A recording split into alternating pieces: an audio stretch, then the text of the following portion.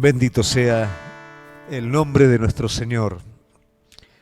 Qué bueno poder nuevamente compartir un jueves más. Como todos saben, es un tiempo que hemos dedicado a ayunar, a orar, no para satisfacer un ritual, sino para conocer algo más de Él en nuestras vidas, para ir ese pasito extra. Si nos acercamos a Él, Él se va a acercar a nosotros. Si clamamos a Él, Él nos va a responder y nos va a enseñar cosas grandes y ocultas que todavía nosotros no conocemos. Cuando aprendemos el secreto, que esa revelación de la palabra de Dios está a través de la oración, es ahí donde nos convertimos en hombres y mujeres de oración. Vamos a estar compartiendo hoy el capítulo 17 del libro de los Hechos, también el día jueves. Concluimos el tiempo de ayuno y oración, no solamente celebrando juntos, sino compartiendo la palabra de Dios, que como decimos siempre es espíritu y vida, y es por medio de lo cual vos y yo vamos a ser renovados y vamos a crecer de manera sana. Como todos saben, venimos desarrollando el libro de los Hechos. Hemos estado viendo anteriormente el capítulo 16, en donde Pablo ya está con su segundo viaje misionero. El capítulo 17 nos habla de 3 lugares específicos por los cuales Pablo va a estar pasando, que son Tesalónica, Berea y Atenas, y vamos a ver los sucesos que ocurren en aquellos lugares, sucesos o principios dignos de ser imitados en estos tiempos presentes. Mientras estudiaba un poquito acerca de este capítulo, no podía dejar de identificarme en el presente. Hay 2 cosas que me llamaron la atención de Pablo, dentro de tantas cosas que hay, por supuesto, y esto es que Pablo consolidaba la iglesia y Pablo avanzaba en la comisión que le había sido dada. Y hoy, tal vez por los tiempos que estamos viviendo, el interrogante: se abren los templos, se cierran los templos, se puede, no se puede, es ¿qué hacemos? ¿Y cómo se ajusta este criterio, este principio, estas palabras para nuestro tiempo presente como iglesia? Fortalecer y avanzar. Fortalecer el cuerpo y avanzar en el propósito que el Señor nos ha dado. Si este ciclo, que no es nada nuevo, a lo largo de todos los evangelios está presente, se cumple en nuestra vida, no podemos ni más ni menos que crecer en cualquier contexto y en cualquier momento que estemos viviendo. Fortalecernos y seguir avanzando en los propósitos de Dios. Vamos a ir al capítulo 17 y vamos a ir ya al versículo 1. Y dice la palabra de Dios de la siguiente manera: pasando por Anfípolis y Apolonia, llegaron a Tesalónica, donde había una sinagoga de los judíos. Versículo 2, y Pablo, como acostumbraba, fue a ellos por 3 días de reposo, discutió con ellos, declarando y exponiendo por medio de las Escrituras que era necesario que el Cristo padeciese y resucitase de los muertos, que Jesús, a quien yo os anuncio, decía él, es el Cristo. Y algunos de ellos creyeron y se juntaron con Pablo y con Silas, y de los griegos piadosos gran número, y mujeres nobles no pocas. Bueno, es importante que podamos entender, ¿no?, que ya yendo Pablo para Tesalónica, la iglesia de Filipos había sido consolidada. Cuando decimos la iglesia de Filipos, ya nos imaginamos una gran iglesia, pero si recordamos el capítulo anterior, vamos a ver que esa iglesia estaría formado probablemente por quienes se convirtieron. ¿Quiénes eran estos? Eran Lidia, era el carcelero. Podemos suponer que esta joven que estaba posicionada por ese espíritu de adivinación se convirtió y tal vez era parte de esta iglesia, pero sí sabemos que era una iglesia pequeña. También sabemos que Lucas queda en Filipos a fin de establecer y de fortalecer la iglesia, o sea que para Tesalónicas va Pablo solamente y Silas. Se entiende también que la iglesia de Filipos recién está iniciando, pero se entiende que ha estado apoyando, ¿no es cierto?, a Pablo para esta salida de Filipos. Y qué interesante es entender que una iglesia que recién empieza, ¿no es cierto?, sigue canalizando la labor del hombre de Dios, la labor de extensión de la iglesia. Nosotros, a mí me costó, yo me siento identificado porque me costó entender esto cuando recién comenzábamos, éramos una iglesia sumamente pequeña, de 30 personas, y el Señor nos llamó a África. Y yo pensaba que la iglesia tenía que estar muchísimo más consolidada, más grande, más fuerte, ¿no es cierto?, en todos los aspectos para poder extendernos en la comisión. Pero cuando hay un mandamiento de Dios y cuando el Espíritu Santo nos insta a obedecer ese mandamiento, por supuesto que Él es el que apoya, Él es el que está detrás de su obra y Él bendice. O sea, no era necesario una iglesia fuerte y pujante, sino que esta iglesia que recién comenzaba con su novedad de vida, con sus poquitas fuerzas, por así decirlo, o poquitos recursos, canaliza la comisión del apóstol Pablo y Silas. Un ejemplo para imitar. También nos muestra un poquito cuál es la estrategia del apóstol Pablo. Muchos comentaristas consideran que no estaba muy acertada la estrategia de Pablo de ir siempre primero a las sinagogas, cuando el llamado que él había recibido era un llamado hacia los gentiles, hacia los reyes o las personas que estaban en prominencia y hacia el resto del pueblo judío. Pero Pablo parece que hacía al revés, según la consideración de algunos comentaristas. Empezaba siempre por la sinagoga.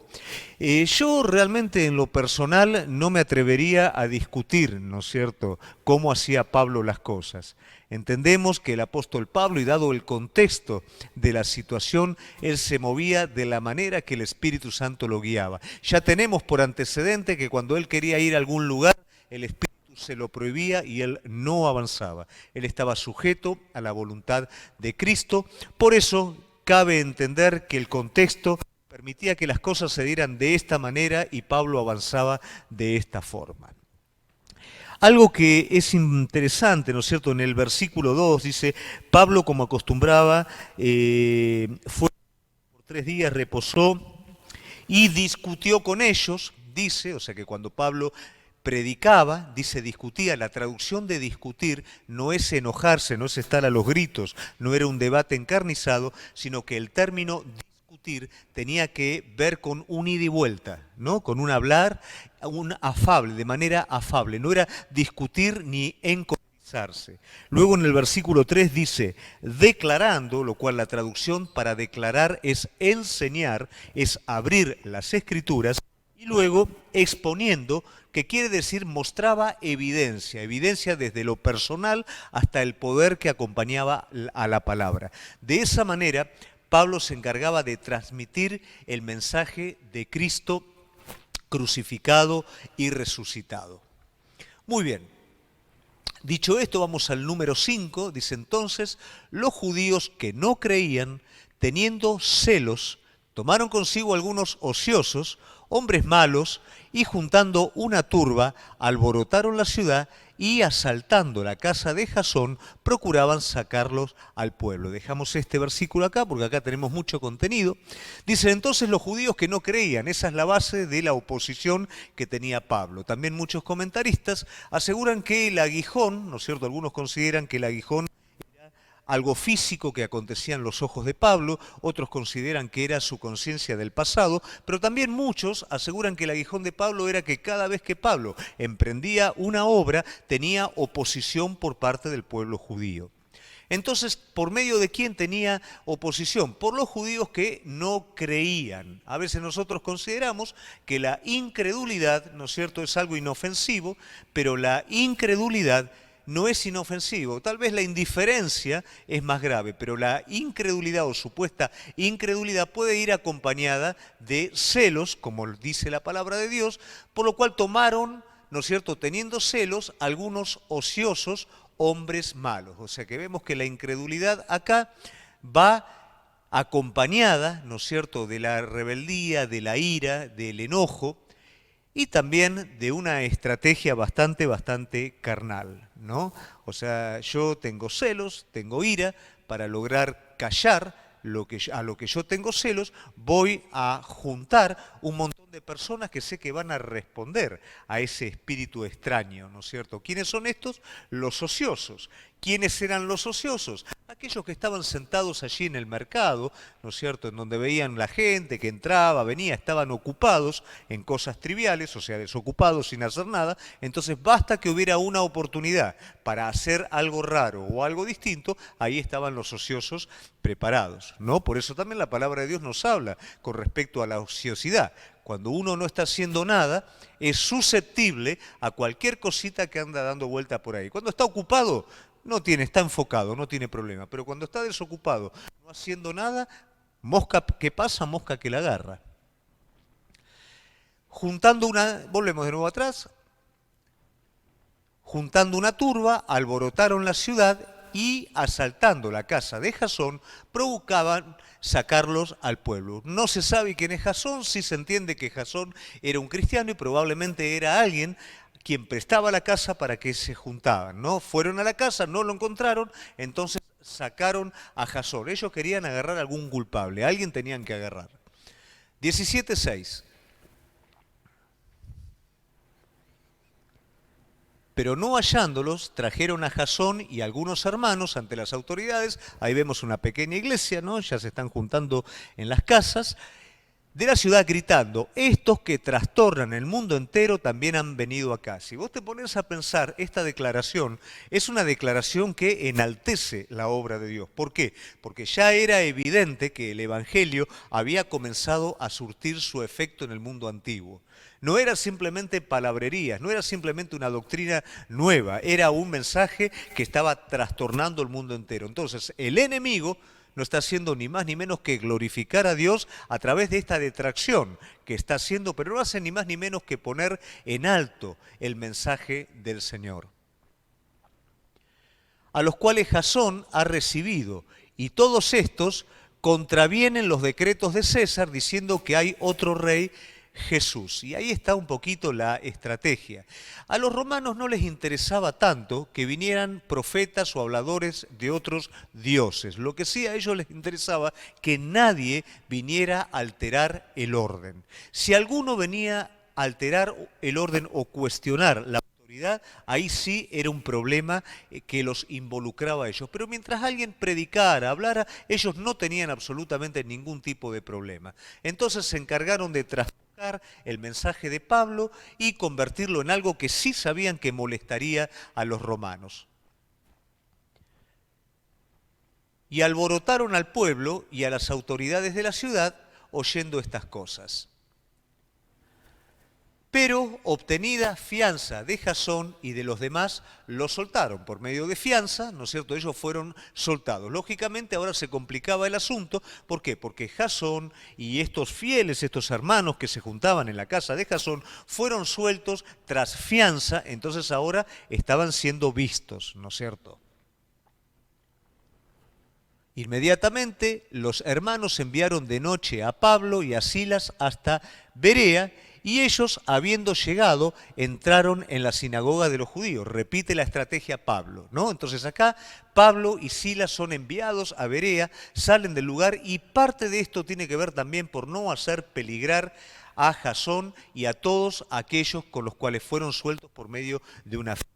Sabían perfectamente que si ellos se corrían un poquito, el foco de atención iba a correrse y ellos iban a poder seguir desarrollando la iglesia. Si se quedaban ahí, lamentablemente todo podía terminar mal. Entonces Pablo y Silas van hacia Berea. Lucas no está presente porque, como dijimos anteriormente, está en Filipos.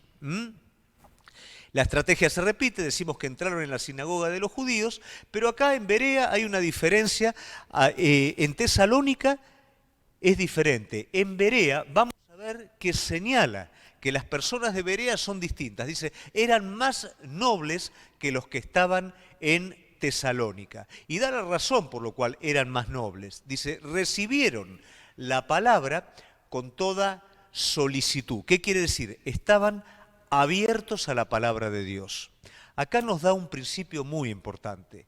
No quiere decir estar abierto a la palabra de Dios que, como se dice, se comían cualquier caramelito. La solicitud de ellos, que los hacía nobles, estaba compuesta por la apertura a la palabra de Dios, pero también escudriñando cada día las Escrituras para ver si estas cosas eran así.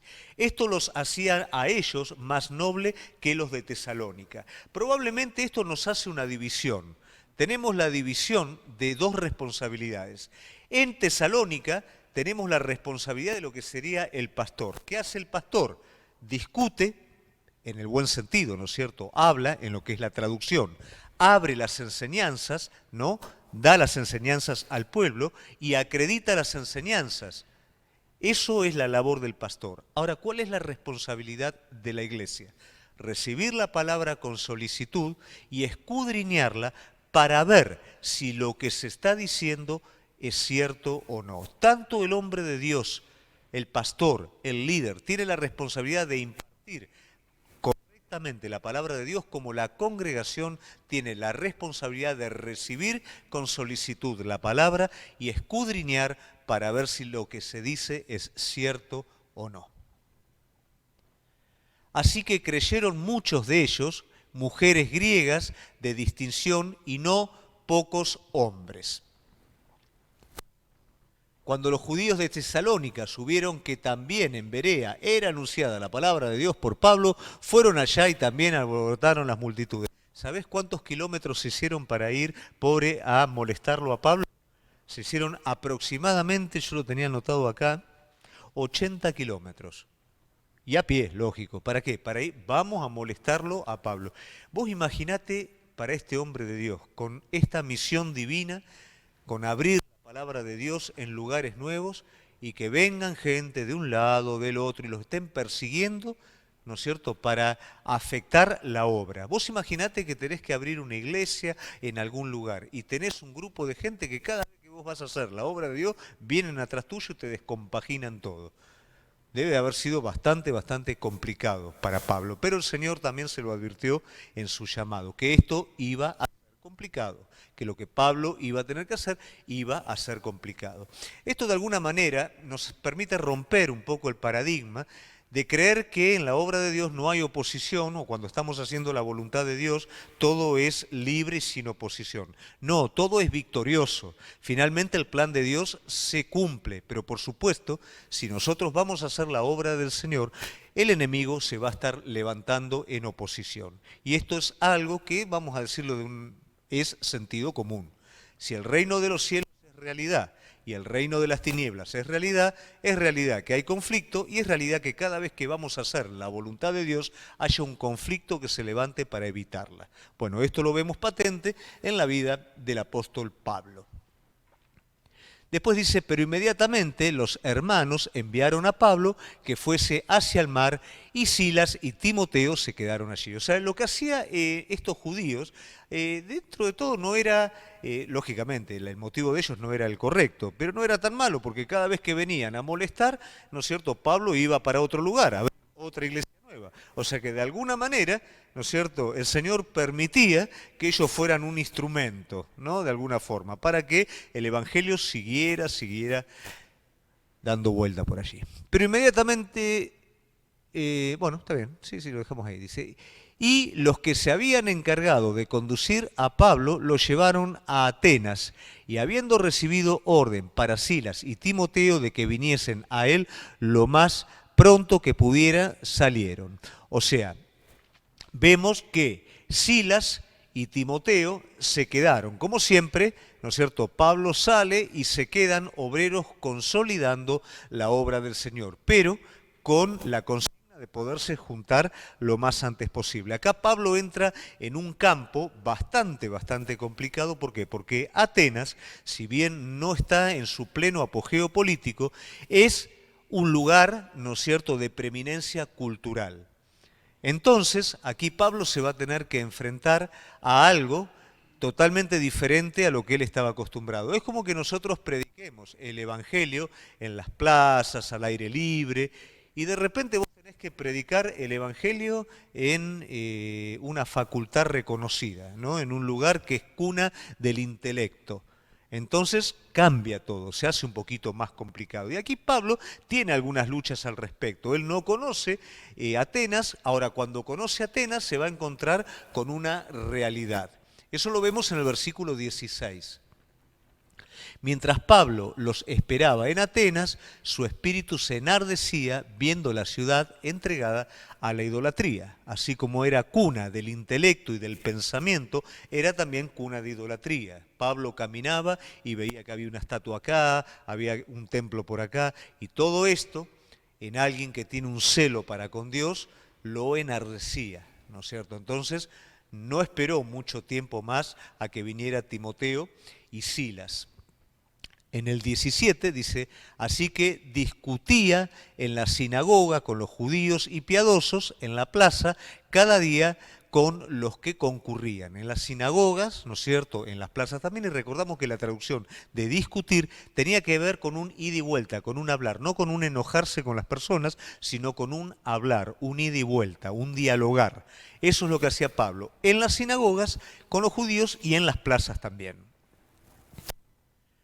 Algunos filósofos de los epicúreos y de los estoicos disputaba con él. Y unos decían, ¿qué querrá decir este palabrero? Y otros parecen que ese predicador de nuevos dioses, porque les predicaba el Evangelio de Jesús y de la resurrección. Bueno, por supuesto, era un lugar, era cuna del intelecto, era un lugar ávido para que se dieran los debates filosóficos. Los epicúreos y los estoicos eran dos escuelas diferentes. Los epicúreos eran una escuela hedonista que le daban un culto al placer. No necesariamente al placer grotesco, al placer concupiscente, sino al placer del sin problema, del sin dificultad, del está todo bien, del paz y libertad, ¿no?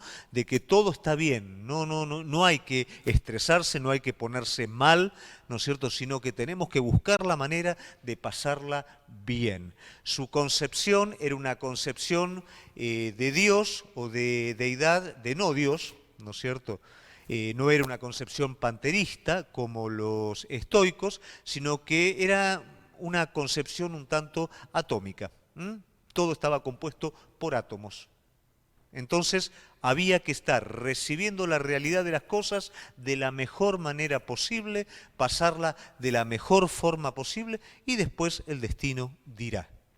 Los epicúreos eran al contrario, los epicúreos eran un culto que se le hacía, ¿no es cierto?, a la formalidad, al presentarse hacia la vida de forma correcta. Ellos eran panteístas, consideraban que Dios estaba en todos lados, que todo lo cubría, también consideraban que habían distintas deidades, pero que la manera en la que ellos se tenían que desarrollar era una manera íntegra, en una manera correcta, teniendo una concepción sacrificada hacia la vida. Entonces, en estas escuelas ellos debatían. En esta línea de pensamientos ellos se encargaban de debatir. En uno eran autosuficientes, en otros eran hedonistas, y ellos de alguna manera disputaban con Pablo, ¿no? Preguntaban, decían, ¿qué quiere decir este palabrero? Por supuesto, el pensamiento de Pablo era muy, muy distinto a las concepciones filosóficas de ellos. O sea que así nomás el asunto de la resurrección, del sacrificio de Jesús, no era muy, muy bien tomado. Dicen algunos historiadores que Pablo tiene un antes y un después de Atenas. Cuando él de alguna manera disputa con los filósofos en Atenas, luego cuando va hacia Corintio, ¿no es cierto?, ya directamente el mensaje queda puramente fundamentado, no porque antes no lo estuviera, pero recalca la cruz. Hace de ese mensaje cada vez algo más sencillo, más simple, y de esa manera él predica, sin caer en ningún tipo de debate filosófico ni nada. Tomándole, le trajeron al Areópago diciendo, ¿podremos saber qué es esta nueva enseñanza de que hablas? Por más que decían que era un palabrero, las enseñanzas de Pablo de alguna manera pegaron, ¿no es cierto? El Areópago, ¿qué era? Era un lugar comunal. Se conocía como la colina de Marte. Era una elevación de aproximadamente unos 116 metros de piedra media caliza. Era como una suerte, como una forma de anfiteatro. Allí se juntaban para juzgar determinadas situaciones, también para otorgar licencias de enseñanzas a distintas escuelas. O sea, básicamente escuchaban, era un lugar comunal donde se juzgaba, donde se otorgaban permisos, donde también personas prominentes podían hablar y el resto de la comuna los escuchaba. Entonces, para ellos consideraron que Pablo hablara en el mercado no era bueno. Vamos a sacarle fruto a esta persona que tiene un mensaje nuevo. Lo llevamos para el Areópago. Y allí lo hicieron hablar a Pablo.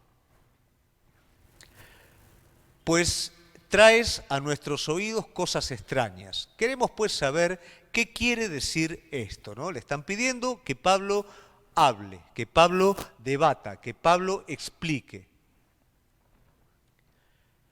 Porque todos los atenienses y extranjeros residentes allí en ninguna otra cosa se interesaban sino en decir o en oír algo nuevo. O sea, cuando viene Pablo con un mensaje completamente diferente, ya sabemos de la escuela de los epicúreos, sabemos de la escuela de los estoicos, pero este palabrero que viene con un mensaje distinto de otros dioses, queremos escuchar, porque nos gusta debatir, porque queremos discutir con él, queremos escuchar qué es lo que dice. Ellos eran ávidos de escuchar algo nuevo y Pablo traía algo nuevo. Entonces Pablo, puesto en pie en medio del Areópago, dijo: varones atenienses, en todo observo que sois muy religiosos. Recuerdan que al principio Pablo estaba enardecido por la idolatría. O sea, es una forma diplomática, ¿no es cierto?, de decirle: ustedes están locos, ¿no es cierto? Es una forma diplomática. Él le dice: sé que tienen muchos dioses, ¿no? Sé que son muy religiosos. Porque pasando y mirando vuestros santuarios, hallé también un altar en el cual estaba esta inscripción: al Dios no conocido, al que vosotros adoráis, pues sin conocerle es a quien yo anuncio. Le calzó como anillo al dedo. Había un filósofo llamado Eupimínides. El culto al Dios no conocido nace de la siguiente manera. Este Eupimínides, ahí me salió, sabía que no me salió, ¿qué hacía? Permitió en un tiempo de pandemia, mirá, que un rebaño de ovejas saliera, ¿no es cierto?, por todas las calles de Atenas.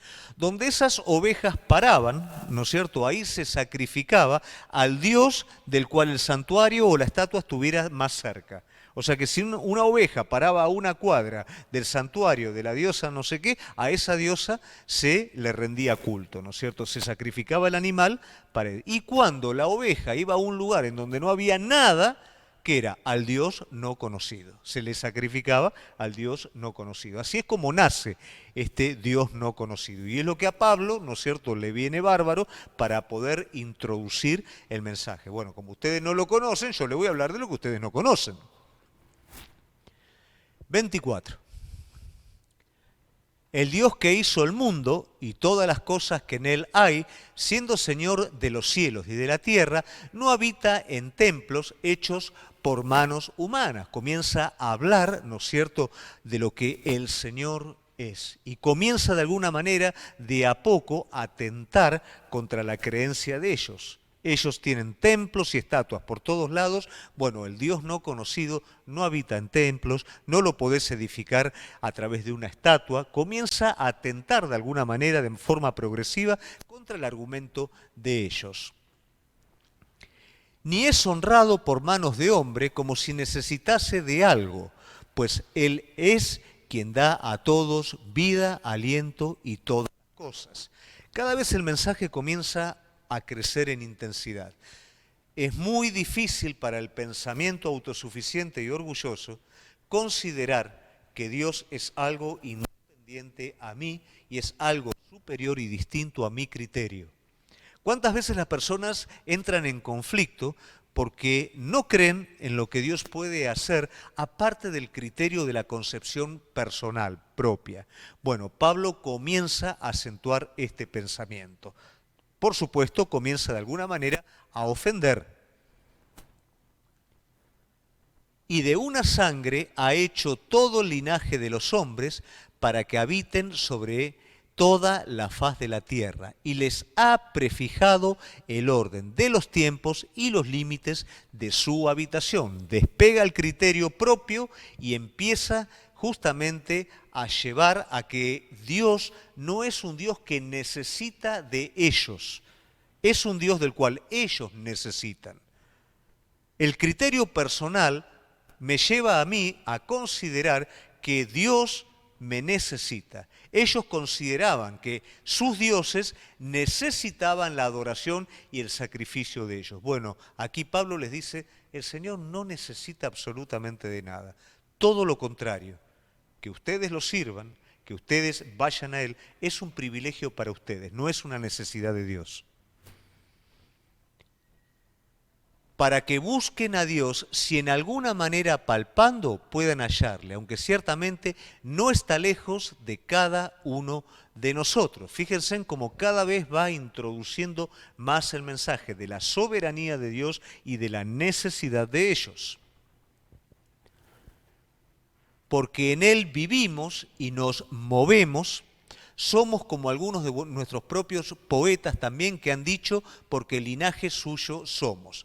Esta extracción tiene que ver con Eupímides y Arato, que son dos filósofos, y él toma, Pablo, estas proclamas de estos filósofos que acercan de alguna manera al criterio bíblico de quién es Dios. O sea que Pablo no solamente usa el criterio del Dios no conocido, usa también algunas proclamas de sus filósofos para poder llegar a la verdad bíblica. Siendo pues linaje de Dios, no debemos pensar que la divinidad sea semejante a oro, plata, piedras, esculturas de arte y de imaginación de hombres. 30. Pero Dios, habiendo pasado por alto los tiempos de esta ignorancia, ahora manda a los hombres, a todos los hombres en todo lugar, que se arrepientan. Entonces, él toca la vanidad, que luego va a hablar en Romanos 1 también, como el hombre, ¿no es cierto?, teniendo el conocimiento de Dios, se aparta y en su vanidad honra la obra de sus manos, a la creación, a la piedra, a los animales, ¿no es cierto? Pero como ese tiempo de ignorancia es pasado por alto y ahora el Señor se revela en verdad. ¿Qué quiere decir? Bueno, hasta aquí ignoraron, pero a partir del conocimiento de la verdad ya no hay excusa. Hasta antes hubo ignorancia. Bueno, ahora es el momento que Dios se está revelando a ustedes. Este es el mensaje que Pablo les está diciendo. ¿Y cuál es la consigna? Que el hombre se arrepienta. La ignorancia llegó hasta aquí. Ahora la verdad está reluciendo. ¿Cuál es el camino para la verdad? Arrepentirse de la ignorancia y de la vanidad. Por supuesto que esta carga es pesada. Decirle a alguien que está equivocado y que el camino es hacer lo contrario a lo que estaba haciendo. Vos imaginate esos filósofos, esas personas, ¿no es cierto?, que toda su vida la desarrollaron en esas escuelas de pensamiento y ahora viene Pablo como un palmero, según ellos, a decirle, todo esto está equivocado, ustedes tienen que dar una vuelta entera. Qué difícil que es cuando alguien tiene elaborado toda una vida, toda una estructura de pensamiento, toda una estructura de cosas, y se da cuenta que está equivocado. No es fácil dar un cambio, pero ahí es donde nosotros realmente, si entendemos que Dios es el Señor, y si entendemos que en nuestra vida alcanzamos un punto y realmente estamos equivocados, ¿cuál es el camino? El camino es volvernos directamente a Él. Algunos lo hacen. Otros por amor, como el joven rico, y hemos venido hablando a lo que tienen, no se animan a soltar lo que tienen para ir en pos de Él. Pero siempre la decisión va a ser de cada uno de nosotros. A estos filósofos se les da la oportunidad de su vida. Tienen la oportunidad de conocer a Cristo. Al joven rico se le dio la oportunidad de su vida. A Nicodemo se le dio la oportunidad de su vida. Y cada vez que nosotros escuchamos el mensaje de Jesucristo, es la oportunidad más grande que se da en nuestra vida. Por cuanto ha establecido un día en el cual juzgará al mundo con justicia, por aquel varón a quien designó, dando fe a todos con haberle levantado de los muertos. Ya el mensaje acá, ¿no es cierto?, comienza a tornarse para ellos bastante complicado, porque estamos hablando de la resurrección. Muchos no creían en la muerte, creían que el cuerpo, los filósofos griegos, lógicamente, cuerpo y alma eran dos cosas distintas. Considerar que Cristo resucitó de los muertos ya directamente para ellos era completamente ofensivo. También Pablo acá le está anunciando que finalmente todos van a tener que compadecer delante del Señor. Y esto es una realidad que a veces nosotros nos olvidamos, que un día vamos a tener que estar todos delante de la presencia del Señor y que cada una de las cosas que nosotros, ¿no es cierto?, somos, van a ser juzgadas delante de Él. Por supuesto que todas aquellas cosas que estén bajo la sangre del Cordero, ¿no es cierto?, van a ser perdonadas. Hoy es el tiempo en el que el Espíritu Santo permite que áreas en nuestra vida se expresen en sus debilidades para ser tratadas, para que el día en que nosotros nos presentemos delante de Él no haya cosa que juzgar, sino que todo esté escondido bajo la sangre de Jesucristo. 32. Pero cuando oyeron lo de la resurrección de los muertos, unos se burlaban y otros decían, ya te oiremos acerca de esto otra vez. Era toda una burla. Es como decir, viste, cuando vos vas a pedir trabajo y no te lo van a dar el trabajo, que te dice, quédate tranquilo que yo después te llamo. Bueno, era lo mismo. Quédate tranquilo, después te vamos a llamar a que vengas a debatir. Después te llamamos, ¿no? Ya está. Ya cuando habló de la resurrección no queremos saber más nada. Ahí es donde se cierra. ¿Cuál es la consecuencia? Así Pablo salió de en medio de ellos, mas algunos creyeron, juntándose con él, entre los cuales estaba Dionisio, el Areopagita. ¿Qué quiere decir? Dionisio era un integrante, ¿no es cierto?, del Areópago. Era alguien, sería de la Corte Suprema, de algún directivo, ¿no? Era un funcionario. Y cree. Una mujer llamada Dámaris y otros con ellos. El fruto de todo ese movimiento es que algunos creyeron. Y lógicamente se comienza a armar una iglesia en ese lugar también. Todo esto nos muestra un poquito lo que hablamos al principio, ¿no es cierto? ¿Qué es lo que hace que una iglesia sea fuerte? Una iglesia que crece con el desarrollo de cada miembro del cuerpo de Cristo, cuidándose entre sí. Una iglesia que comparte lo que tiene a otros, forma un ciclo de consistencia, de renovación, que la hace fuerte en todo momento, que la hace efectiva en todo momento. Una iglesia que va detrás de una ilusión, una iglesia encerrada en sí misma, es una iglesia inefectiva, en la cual cada uno de sus miembros se debilita.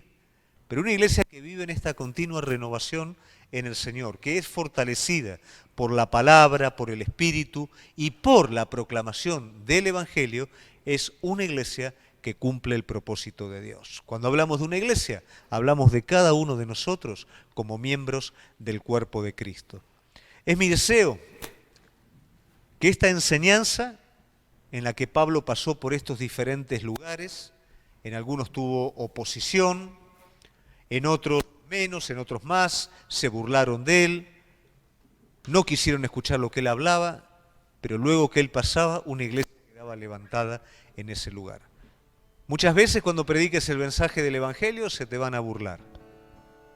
Muchas veces vas a predicarle a un grupo y la mayoría se va a reír, pero unos pocos van a escuchar esa palabra y luego se van a juntar y van a querer que les hables más acerca de Jesucristo.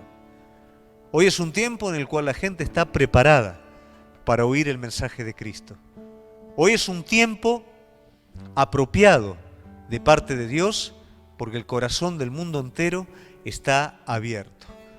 Hoy es un tiempo en el cual vos y yo, como la iglesia primitiva, debemos de orar por denuedo, debemos de orar para que el Señor ponga palabra en nuestra boca, para que esa pasión absorba cada parte de nuestro ser y el mensaje del Evangelio sea predicado hasta lo último de la tierra. Unite a este desafío como iglesia, comprometete delante del Señor. Y vos decís, pero yo hace poquito que estoy yendo, no importa, ya tenés lo suficiente para poderle dar a otros la vida que Cristo puso en tu interior. Vamos a estar cerrando nuestros ojos y mientras adoramos al Señor, vamos a pedirle que el Espíritu Santo nos esté revelando esta palabra, este estudio, y esté dejando en nuestro corazón algo puntual en todo esto. No solamente en nuestra cabeza, sino en nuestro espíritu. Cerramos nuestros ojos y adoramos al Señor. Porque sé